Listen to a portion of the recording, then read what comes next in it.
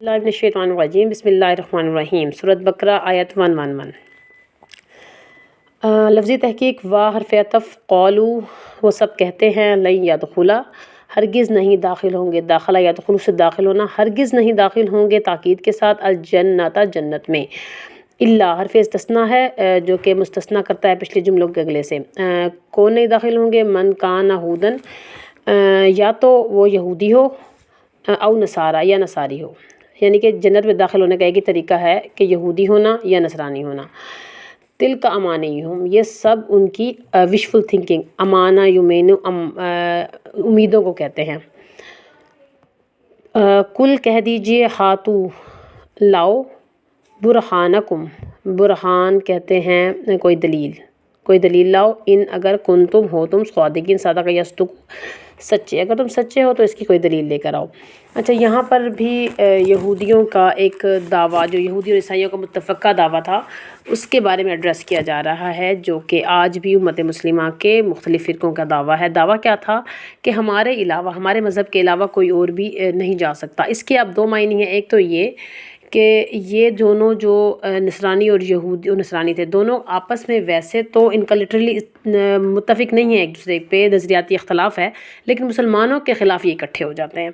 مسلمانوں کے خلاف کہتے ہیں مسلمان نہیں ہونا چاہیے، باقی جو مرضی ہو جاؤ، یعنی کہ مسلمانوں کے خلاف اتنا زیادہ ان کے اندر بغض ہے۔ تو وہ کہتے ہیں یا نصرانی ہو یا یہودی ہو جاؤ لیکن مسلمان نہیں ہونا، جو مسلمان ہوگا وہ جنتی نہیں ہوگا۔ اچھا اب جو لوگ یہ بات کرتے ہیں کہ صرف ہم ہی جنت میں جائیں گے، تو ان کا یہ دعویٰ ہوتا ہے کہ یعنی کہ ہم صرف مسلمان ہیں، باقی سب لوگوں کو وہ کافر ڈکلیئر کر دیتے ہیں۔ کافر جو ہے وہ ظاہر جنت میں نہیں جائے گا، اور مسلمانوں کے بارے میں وہ جنت میں جائیں گے۔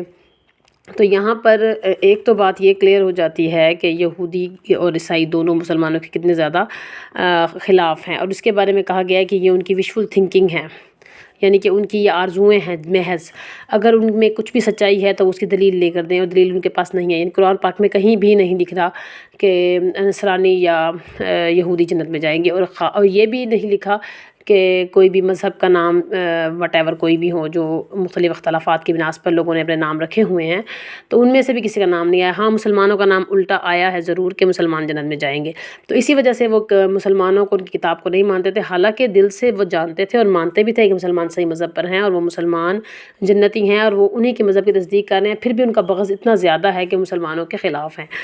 اچھا اور کہا گیا ہے کہ اگر تمہیں کوئی اس طرح سے بات کرے تو اس کو دلیل مانگو۔ دلیل مانگنا دیکھیں قرآن کے رو سے بالکل صحیح ثابت ہو جاتا ہے کہ دلیل مانگنی چاہیے، اور سچائی کے لیے دلیل ضروری ہوتا ہے۔ اب نصرانیوں کا اس طرح سے کچھ عقیدے ہیں، عقیدوں کے بیس پر دین نہیں چلتا، ہمیشہ عقیدے کچھ ٹھوس بنیاد پر ہونے چاہیے، ان کے بعد دلیل موجود ہونی چاہیے، ہر قسم کے عقیدوں کی دلیل موجود ہوتی ہے۔ نیکسٹ پھر اس کے بارے میں آگے دیکھیں گے کہ اللہ تعالیٰ آگے کیا فرماتے ہیں۔ السلام علیکم ورحمۃ اللہ وبرکاتہ۔